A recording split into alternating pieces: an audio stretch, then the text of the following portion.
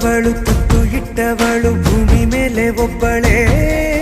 ಪ್ರಾಣ ಒತ್ತೆ ಇಟ್ಟು ಜನ್ಮ ನೀಡುವಳು ತಾಯಿ ಇಲ್ಲಿ ಒಬ್ಬಳೇ ಕಾಣುವ ದೈವವೇ